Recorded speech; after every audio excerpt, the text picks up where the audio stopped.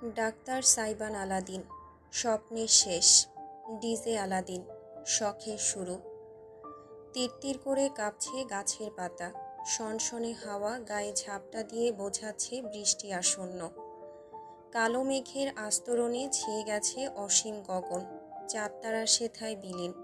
সাইবান তাকিয়ে আছে অদূর দিগন্তে, যেখানে খুব ক্ষীণ আলোর রেখার পরিস্ফুটন। ধেয়ে আসছে সকাল, নতুন একটা দিনের সূচনা। বুকটা ভীষণ হালকা লাগছে এখন, যেন বহুদিন যাবৎ চেপে রাখা দুঃখের পাহাড় ধসে পড়েছে। বারান্দার প্রবেশপথে দরজার সাথে হেলান দিয়ে নিঃশব্দে দাঁড়িয়ে ইরাম, দৃষ্টি শূন্য। চেয়ে আছে সাইবানের অব্যয়ে, যে এক জাগ্রত ধ্রুবতারা। অসভ্য ছেলে মাস্তান বড়লোকের বিজ্ঞানু বাচ্চা সারাদিন নেচে কুদে বেড়ায়, মানুষের মনোরঞ্জন করে নর্তকগিরির পয়সা বেলাজ বেহায়া। সাইবানের কণ্ঠস্বর ধ্বনিত হলো, বড্ড নরম তা। মানুষ এখনো আমাকে হাজার নামে ডাকে, কিন্তু বিশ্বাস করুন, এখন আর আগের মতন গায়ে লাগে না। যতদিন মানুষের কথা গায়ে লাগিয়েছিলাম, ততদিন কষ্টে ছিলাম। এখন কোনো কিছুতে কিচ্ছু যায় আসে না, নিজের মতন বাঁচি আমি। যখন যা ইচ্ছা হয় তাই করি, মুক্ত পাখির মতন ডানা ঝাপটাই, আনন্দে বাঁচি। ব্যাস, এই তো চলছে বেশ। অতঃপর ঘটল অতর্কিত ঘটনাটি। সাইবান সম্পূর্ণ ঘুরে দাঁড়ানোর আগেই দরজা ছেড়ে ইরাম ছুটে এলো তার কাছে। লতানো দুই বাহু মেলে জড়িয়ে ধরল তাকে। নিজেকে সাইবান আবিষ্কার করল অর্ধাঙ্গিনীর বুকের মাঝে। বড্ড উষ্ণতা, আদরে টইটুম্বুর। সহ্য হলো না তীব্র অনুভূতিটুকু। শক্তিশালী দুই বাহু আঁকড়ে ধরল ইরামকে। তার কাঁধে মাথা গুজে দিল সাইবান।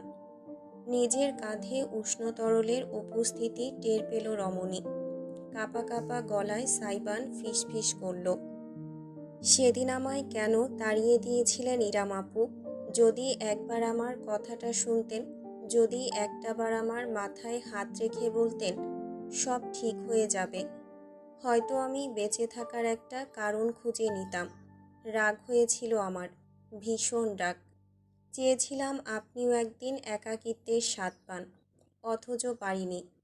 কোনোদিন পারিনি আপনাকে একটুখানি ঘৃণা করতে। ইরাম কিছু বলল না, সাইবানকে ধরে রাখল নিজের মাঝে, যেন বুকের মাঝে সে আগলে রেখেছে জগৎটাকে। সাইবান ফোপাতে ফোপাতে হাজার অভিযোগের খাতা খুলে বসল। চেয়েছিলাম আপনাকে কষ্ট দিতে, মনের কষ্ট, যত্নের কষ্ট, একাকিত্বের কষ্ট, কিন্তু আপনি আমার সাথে এমন নাইনসাফি কেন করলেন? নিজের অংশকে নিয়ে সামনে এসে দাঁড়ালেন। আমি একটা দুধের বাচ্চার উপর কিভাবে জুলুম করতাম, আপনাকে অর্ধাঙ্গিনী রূপে দেখার পরও কিভাবে অভিমান চেপে বসে থাকতাম। আপনি খুব স্বার্থপর ইরাম আপু, খুব স্বার্থপর। আমার জীবনে দ্বিতীয়বার এসে আপনি সব কিছু ধূলিসাৎ করে দিয়েছেন। I hate you, I hate you so much. দাঁড়িয়ে থাকার সাধ্য বুঝি কারো মাঝি আর অবশিষ্ট নেই। বারান্দার মেঝেতেই বসে পড়ল দুজন, তবুও আলিঙ্গন ছাড়ল না। পোষা প্রাণী যেমন করে মালিকের কোলে আদর খোঁজে, তেমন করেই সাইবান ইরামের সঙ্গে লেপ্টে রইল। মুখে অভিযোগের ফুলঝুরি, অথচ স্বভাবে বৈপীরত্ব। ইরাম তাই এত কষ্টের মাঝেও না হেসে পারল না। টলটলে চোখের নিচে থাকা ঠোঁটজোড়া তার সূক্ষ্ম হাসির রেখায় আবর্তিত হলো। একবার বলো ঘৃণা করতে পারোনি, আবার বলো হেট ইউ। সত্যি করে বলো তো আলাদিন, আমি তোমার কে? এই প্রশ্নের উত্তর এলো না। ইরাম শুধু অনুভব করল তার কোমরে সাইবানের বাহুজোড়া দ্বিগুণ শক্তিতে চেপে বসেছে। ব্যথা হলো খানিক, কিন্তু ইরাম বাধা দিল না। সাইবানের মাথাটা আলতো করে ধরল সে, যেন প্রজাপতি ধরেছে, হালকা চাপড়ি পিষ্ট হয়ে যাবে। গালে গাল মিশিয়ে উষ্ণতা বিলিয়ে ইরাম বলল, সময় থাকতে আমরা আমাদের আশেপাশের মানুষগুলোকে গুরুত্ব দেই না। দাঁত থাকতে দাঁতের মর্যাদা বোঝা যায় না। কথাটা শুধু প্রবাদ নয়, বাস্তব। আমিও বুঝতে পারিনি। স্বার্থপরের মতন তোমায় ফিরিয়ে দিয়েছিলাম। যদি একবার তোমার কথা শুনতাম, যদি একবার আমার বুক উজাড় করে তোমায় কাঁদতে দিতাম, তবে হয়তো তোমার গল্পটা ভিন্ন হতো, সঙ্গে আমারও। এবার অশ্রু গড়িয়ে নামলো টপ টপ করে। রীতিমতো ফিসফিসিয়ে উচ্চারণ করল সে, মাফ চাওয়ার মুখ আমার নেই, তবুও বেহায়া হয়ে বলছি, মাফ করে দেওয়া যায় কি আমার আলাদিন? দাঁতে দাঁত পিষে ফেলল সাইবান। আক্রোশ ফুটল চেহারায়, ভ্রু কুঁচকে গেল। ইরামকে নিজের মাঝে রীতিমতো পিষ্টন করে ফেলল সে। তার শরীরের ভয়ানক শক্তির জোরে ইরাম সোজা হয়ে বসে থাকতে পারল না, উল্টে পড়ে গেল মেঝেতে। ওই আলিঙ্গনরত অবস্থায় তার উপরে শুয়ে তাকে জাপটে ধরে রাখল সাইবান। ভোররাতে শীতল বাতাস গায়ে ঝাপটা দিলেও স্বামীর শরীরী ভারে তপ্ত উষ্ণতা ছাড়া কিছুই টের পেল না ইরাম। তার রীতিমতো নিঃশ্বাস বন্ধ হয়ে আসছে, তবুও কোনো শব্দ করল না। সাইবান তার ঘাড়ে মুখ ডুবিয়ে ঘরঘরে গলায় বলল, মাফ করব না আপনাকে, কোনো দিন মাফ করব না। এই জঘন্য অপরাধের শাস্তিস্বরূপ আপনাকে সারাটা জীবন আমার বউ হয়ে থাকার দণ্ড দেওয়া হলো। নির্বাসিত হন আপনি আমার মাঝে, ঘুচে যাক আপনার সব স্বার্থপরতা। ইরাম নিয়ন্ত্রণ করতে পারল না নিজেকে এবার। ভারী অপরাধবোধ এবং তীব্র অনুভূতির জোয়ার তার চোখের অশ্রু হয়ে ঝরল। ফুঁপিয়ে কেঁদে উঠল সেও। কেন এত মধুর শাস্তি? কেন বারবার আঘাতের পরেও আত্মনিবেদন? কেন এই বেহায়াপনা? কে আমি তোমার? জানি না, জানি না। আপনি আমার কে আমি জানি না। আমি শুধু এইটুকু জানি, আপনি আমার শান্তি। সাইবানের কণ্ঠস্বর অতি আবেগে রুক্ষ হয়ে উঠেছে। ইরামকে সে পারছে না শুধু নিজের শরীরের সঙ্গে প্লাস্টার করে মিশিয়ে ফেলতে। ঠোঁট কাঁপল তার, চোখের পাতা ভারী হয়ে এলো অনুভবে। সত্যি, ইরাম কে তার? কেউ না, আবার সব কিছু। কমফোর্ট জোন বলে একটা থিওরি ইংরেজি ভাষায় প্রচলিত আছে। এর অর্থ এমন একজন মানুষ যাকে নিজের আপনের চাইতেও আপন মনে হয়। মা বাবা, ভাই বোন, পরিবারের সঙ্গেও যা বলা যায় না তা অকপটে সেই মানুষটার সামনে বলা যায়। কারণ মানুষটা আমাদের বুঝতে পারে, মুখ ফুটে বলার আগেই অন্তরের দ্বন্দ্ব ধরতে পারে, বিনা বিচারে পাশে থাকতে পারে, অন্তরে প্রশান্তি দিতে পারে। তার কাছে আমরা সবচেয়ে নিরাপদ মনে করি। রক্তের সম্পর্ক মাঝে মাঝে যে নিরাপত্তা দিতে পারে না, সেই মানুষটা আমাদের সেটাই দেয়, আত্মার চাহিদা নিবারণ করে। ছোটবেলা থেকে সাইবানের কাছে ইরাম ছিল তেমন কিছুই। হাসপাতালে ব্যস্ত ডাক্তার মা, ব্যবসায় ব্যস্ত বাবা, সারাক্ষণ ইঁদুর বিড়ালের মতন লেগে থাকা বোন। এই সম্পর্কগুলো সাইবানের যে চাহিদা মেটাতে পারত না, সেটা মেটাতো ইরাম। ইরামের দুয়ার থেকে ওই একবার ব্যতীত কখনোই খালি হাতে ফেরেনি সাইবান। ইরামের কাছে সবসময় তার জন্য দুইদণ্ড সময় ছিল। নিজের ভাইদের খাওয়ানোর সময় সযত্নে সাইবানের মুখে গ্রাস তুলে দিত সে। তার সারাদিনের স্কুল পাগলামির কথা শুনত, পড়াশোনায় টুকটাক সাহায্য করত।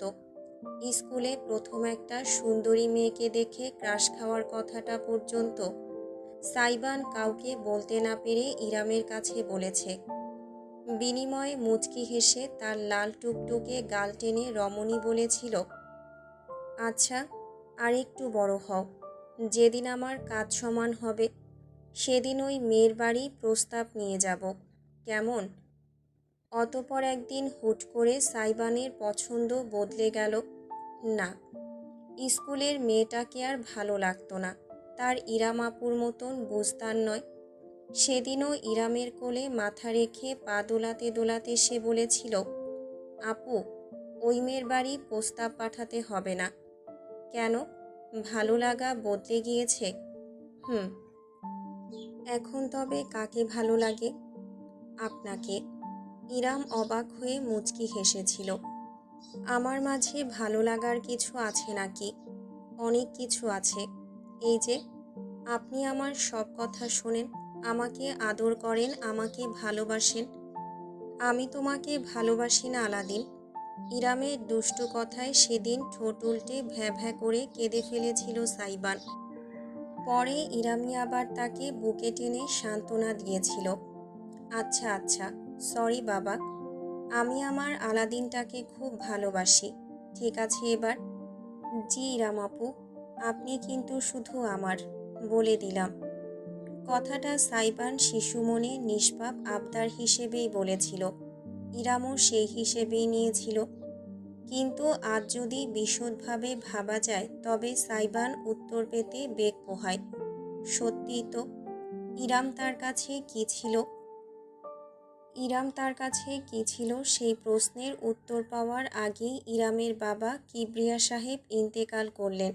আর শৈশবের সেই রঙিন দিনগুলো সব মুখ থুবড়ে পড়ল। বছর পেরোলো, পারিবারিক দ্বন্দ্ব বাড়ল, সৃষ্টি হলো দ্বৈরথ দূরত্ব। সেসবের ভিড়ে হারিয়ে গেল দুটো নিষ্পাপ সত্তার অটুট বন্ধন। ইরামের শরীরে জড়িয়ে থাকা গাঢ় সুবাস সাইবানকে বাস্তবতায় ফিরিয়ে আনল। চোখ বুজে গভীরভাবে প্রশ্বাস টানল সে। কাপা ঠোঁট ছুঁয়ে গেল অর্ধাঙ্গিনীর কানের নিচের ত্বক। নিগুড় কণ্ঠে সে জানালো, আপনার বিয়ের দিন আমার কেমন লেগেছিল জানেন? মনে হচ্ছিল আমার আত্মার অর্ধেক অংশকেও জোর করে আমার কাছ থেকে ছিনিয়ে নিয়েছে। এতই তাড়াহুড়ো ছিল আপনার, একটুখানি আশেপাশে তাকিয়ে দেখা যেত না? আমার আত্মাটাকে ফিরিয়ে দেওয়া যেত না? আর একটু অপেক্ষা করা যেত না? ইরাম দুই হাত স্বামীর পিঠে ঠেকালো।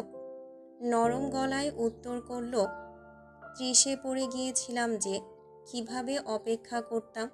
সমাজ তো কথার বাণী ছিঁড়ে খাচ্ছিল।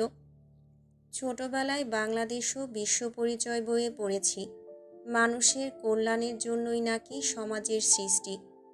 তবে সমাজ আমাদের সুস্থভাবে বাঁচার অধিকার ছিনিয়ে নেয় কেন? বইয়ে কি ভুল শেখানো হয়েছিল? ইরাম উত্তরহীন। কিছু প্রশ্নের জবাব হয় না। সাইবান মুখ তুলল। হাতের উল্টো পিঠে নিজের অশ্রু মুছে নিয়ে ইরামের দিকে হাত বাড়ালো। অর্ধাঙ্গিনীর অশ্রু বৃদ্ধাঙ্গুলে মুছল সযত্নে। খুব সুখে ছিলেন, ভালোবাসতেন তাকে। তাকে বলতে সাইবান যে অরণ্যকে বুঝিয়েছে ইরাম উপলব্ধি করতে পারল। মলিন এক হাসি ফুটল তার অধরে। ভালোবাসা কাকে বলে আলাদিন? আপনি জানেন না? হুম, যেটাকে ভালোবাসা ভাবতাম আজ ফিরে তাকালে মনে হয় সেটা স্রেফ সরলতা। তুমি যদি জানো ভালোবাসা কি তবে বলে দাও, আমিও একটু বুঝতে পারি। আমিও জানি না। ঝুঁকে এলো সাইবান। ইরামের ঠোঁট ছুঁয়ে গেল তার তপ্তশ্বাস।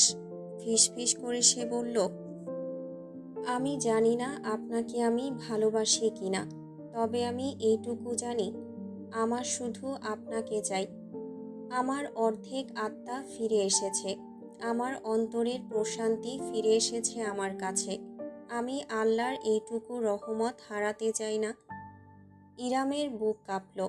তার ধারণা নেই এর থেকে আরও গভীরভাবে নিজেকে সমর্পণ করা সম্ভব কিনা। কি হলো তার বলতে পারবে না সে। অজান্তেই চোখ জোড়া গিয়ে আবদ্ধ হলো সাইবানের গলার দিকে, যেখানে আর কোনো দাগ অবশিষ্ট নেই, অথচ একটা সময় ছিল তার দগদগে অতীতের সাক্ষী হয়ে। দাগটি কল্পনা করি রমণীর চোখ জোড়া অশ্রুতে ভিজে এলো আবার। মাথাটা একটুখানি তুলে সেই সুস্থ ত্বকে ঠোঁট ছুঁয়ে দিল ইরাম। ধীরে ধীরে অসংখ্য ছোট ছোট চুমু খেল, সঙ্গে বারংবার ফিসফিসিয়ে বলল, sorry, sorry, sorry, sorry my Aladdin, আপুকে মাফ করে দাও। হুট করে ইরামের হাতের কবজি চেপে ধরল সাইবান। নেত্র তার সুগভীর হয়ে উঠেছে, জল জলে আবেগ তাতে। You are my precious, only mine.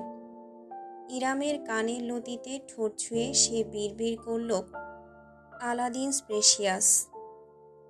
অতপর কি হলো তা উপলব্ধি হলো না, শুধু অনুভূত হলো। নিজের ঠোঁটের মাঝে উষ্ণ নরম অপর ঠোঁটের অস্তিত্ব টের পেল ইরাম। চোখ ভারী হয়ে বুজে এলো তার। হাতজোড়া প্রশস্ত পুরুষালী পিঠে আঁকড়ে বসল। জগৎটা নিভে গেল, শুধু রয়ে গেল সে আর আলাদিন। পুলিশের কর্মকর্তা কথা শেষ করে মোবাইল ফিরিয়ে দিলেন মিসিরের কাছে। তার পিছনে পুলিশের জিপে তোলা হচ্ছে মাতাল ছেলে দুটোকে। তিনি সম্মানসূচক হেসে বললেন, আহমদ সাহেব আপনার শ্বশুর লাগে, এটা আগে বলবেন না কেন? সাধারণ মানুষের জন্য পুলিশের কাছে সেবার অভাব? ফোন ফিরিয়ে নিজের পকেটে ঢুকিয়ে বলল মিসির। পুলিশ কর্মকর্তাকে তাতে খানিকটা লজ্জিত মনে হলো। সেটা বলতে চাইনি।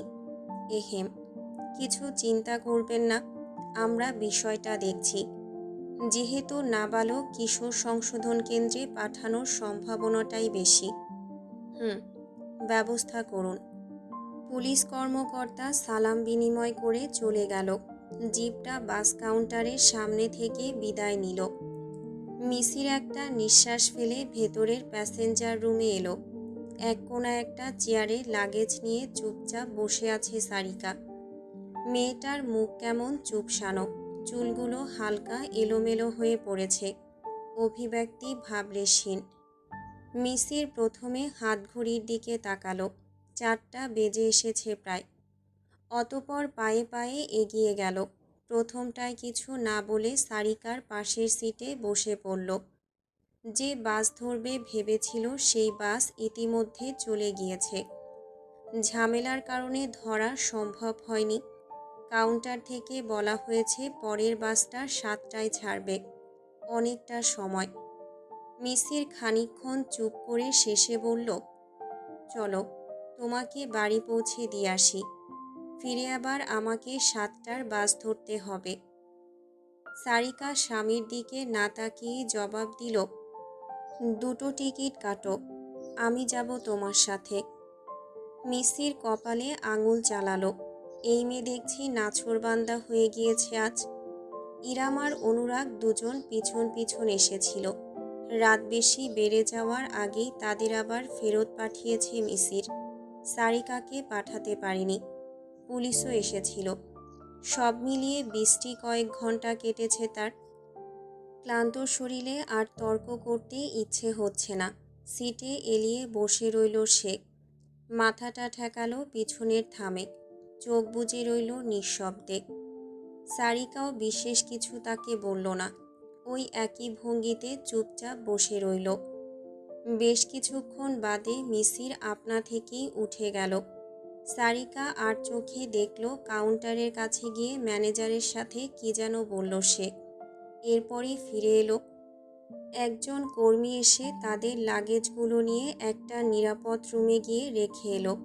মিসির এক হাত বাড়িয়ে সারিকার কবজি ধরে তাকে টেনে তুলল। চলো। কোথায়? অবাক হয়ে জিজ্ঞেস করল সারিকা, তবে উত্তর এলো না। অগত্যার স্বামীর হাত ধরে বাইরে এলো সে। চারপাশে খুব ক্ষীণভাবে ভোরের আলো ফুটতে শুরু করেছে। দোকানপাট বন্ধ। মানুষ নেই বললেই চলে। হেঁটে হেঁটে তারা দুজন বেশ খানিকটা সামনে যেতেই একটা খোলা দোকান চোখে পড়ল। টিমটিমে হলদে বাল্ব জ্বলছে। কয়েক সারি বেঞ্চ আর টেবিল পাতা। সেখানে হাতে গোনা 4-5 জনকে চোখে পড়ছে। অন্যান্য বাসের যাত্রী। মিসির সারিকাকে নিয়ে ভেতরে ঢুকে একটা টেবিল দখল করে বসল। বছর 10-এর উদাম শরীরের একটা ছেলে এসে জিজ্ঞেস করল, কি খাইবেন স্যার? ভাত আছে? মিসিরের প্রশ্নে ছেলেটা মাথা দোলালো। হ, এইমাত্র নতুন ব্যাচ রান্না হইছে। ঠিক আছে, 2 প্লেট ভাত, ডিম ভাজি আর আলুর ভর্তা দিও। মুরগির গোস্ত আছে, বাসি না, রাইতের রান্না করা। 1 বাটি দিও তাহলে। সম্ভব হলে লেবু আর শুকনো মরিচ দিও 2টো। আচ্ছা। অর্ডার নিয়ে হেলে দুলে ছেলেটা চলে গেল। সারিকা ড্যাব ড্যাব করে চেয়ে রইল। সেই দুপুরে খাওয়া হয়েছে, জন্মদিন উপলক্ষে রান্না বান্না হয়েছিল। এরপর এক দানাও পেটে পড়েনি। মিসির খাবার অর্ডার করার পরই সে টের পেল প্রচণ্ড ক্ষুধা পেয়েছিল। খাবার এসে গেল কিছুক্ষণ পরেই। বাস কাউন্টারের কাছাকাছি দোকানটা চালায় এক মধ্যবয়সী মহিলা, নিজেই রান্না করে। রাত থেকে খোলা থাকে মূলত বাসের যাত্রীদের জন্যই। ব্যবসা মোটামুটি ভালোই, সঙ্গে রান্নাও। হাত ধুয়ে খাবার খেয়ে সারিকা খুব তৃপ্তি পেল। বিশেষ করে মুরগির গাঢ় ঝোলটা দারুণ। নিজের আঙুল চাটতে চাটতে সে অজান্তেই বলে বসল, রান্নাটা দারুণ না? মিসির চামচ দিয়ে খাচ্ছে। ছেলেগুলোর সঙ্গে ঝামেলার সময় তার হাতে খানিকটা ক্ষত হয়েছে। সারিকা নিজেই ওষুধ লাগিয়ে দিয়েছিল। এখন সেখানে পাতলা একটা ওয়ান টাইম ব্যান্ডেজ। বেশি ব্যথা হচ্ছে? সারিকার শুধালো। না। সংক্ষিপ্ত জবাব মিসিরের। কথা বলছে যেন একেবারে গুনে গুনে, অস্বাভাবিক নয়। মনে মনে অপরাধবোধ অনুভব করল সারিকা, কিন্তু রাস্তাঘাটে নয়, যা বলার সে বলবে শহরে ফিরে। তাই আপাতত খাওয়ায় মনোযোগ দিল। চুলগুলো খোলা থাকায় বারবার সেসব মুখের সামনে চলে আসছে, আর সারিকা ঝটকা দিয়ে সরাচ্ছে। মিসির কিছুক্ষণ নিঃশব্দে স্ত্রীর কাণ্ডকারখানা দেখল, তারপর চামচ রেখে 2 হাত এগিয়ে দিল। অথচ সামান্যই আবেদনটুকুতেই খাবার মাথায় উঠে গেছে সারিকার। জলজলে চোখ মেলে সে তাকিয়ে রইল স্বামীর নির্লিপ্ত মুখের দিকে। পাশের টেবিলে বসা অপর এক দম্পতি তাদের দিকে চেয়ে নিজেদের মাঝে কি যেন ফিসফিস করল। খারাপ কিছু নয়, বরং ভালো কিছুই, তা তাদের চেহারায় প্রকাশ পেল। সারিকা চোখ ঘুরিয়ে ফেলল। অজান্তেই তার গালজোড়া রেঙে উঠল গোলাপ রঙে। ওপাশ থেকে মিসির স্ত্রীর গালে লালিমা দেখে ক্ষণিকের জন্য খেই হারালো। পরক্ষণেই একটু কেশে বলল, তাড়াতাড়ি খাও। সারিকা মাথা দোলালো। দৃষ্টি লুকিয়ে মুখে ভাতের গ্রাস তুলল। সেদিনের বিষণ্ণ রাতে সে প্রথমবারের মতন হৃদয় মাঝে শীতলতার বদলে উষ্ণতা অনুভব করল। নাক ডেকে ঘুমে কাদা সুগন্ধা। শরীর যেন নয়, একেবারে মমিতার। চাদর পেঁচিয়ে 2 পা টান টান সোজা করে এমনভাবে ঘুমায় যেন পিরামিডের কফিনে ঘুমন্ত রানী ক্লিওপেট্রা। তবে সাধের ঘুম আর টিকল না বেশিক্ষণ। দরজায় ধরাম ধরাম শব্দে হুড়মুড় করে লাফিয়ে উঠল সে। রাম রাম অস্ফুট উচ্চারণ করে ভয়ানক আতঙ্কগ্রস্ত হৃদয় সামলে উঠে গেল সে। ঘুমের কারণে চোখ খুলে রাখা দায়। ওই অবস্থাতেই দরজা খুলল। ওপাশে দাঁড়ানো মানুষটাকে দেখে মনে হলো দুঃস্বপ্ন দেখছে। দণ্ডায়মান সাইবান, একা নয় সে। বুকে অতি যত্নে ধরে রাখা ঘুমন্ত ইজান, চাদর দিয়ে মুড়িয়ে নিয়েছে। আচমকা ঘড়ির দিকে চোখ গেল সুগন্ধার। ঘড়ির কাঁটায় সময় ভোররাত 4টা। সুগন্ধা হাসবে নাকি কাঁদবে বুঝতে পারল না। সাইবান কিছু না বলেই বিনা অনুমতিতে তার ঘরে ঢুকল। তারপর বিছানার উপর অতি সাবধানে ছেলেকে শুইয়ে দিল যেন ঘুম না ভাঙে। ইজান অবশ্য নড়াচড়ায় একটু গাইগুই করল, তবে সাইবান দ্রুতই সামলে নিল স্নেহের ছোঁয়ায়। পুনরায় ঘুমে ডুবে গেল ইজান। পুরোটা সময় সুগন্ধা হতবিহ্বল হয়ে শুধু দেখেই গেল। সাইবান দরজার দিকে এগোতে এগোতে বলল, ভালো মতো দেখে শুনে রাখবি, যদি আরেকবার আমার বাচ্চা হারায়। জরিনার আম্মা সকিনা, তোকে হাটে নিয়ে বেচে দিয়ে আসবো। সুগন্ধা ঘুম ঘুম চোখে সাইবানকে চলে যেতে দেখে বলে উঠল, এই ভোরবেলা রুম বদল করতেছেন কেন?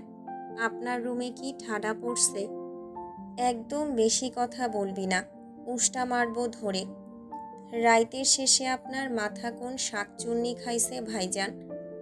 সাইবান হুট করে ঘুরে তাকিয়ে থেকে তীর্যক হেসে জানালো, রাত এখনো বাকি, প্রেম রাতেরই পাখি। চুপচাপ যা দায়িত্ব দিয়েছি পালন কর। খবরদার, আজ পোটলার সাইরেন বাজবে, সাথে তোর মরণের ঘণ্টা।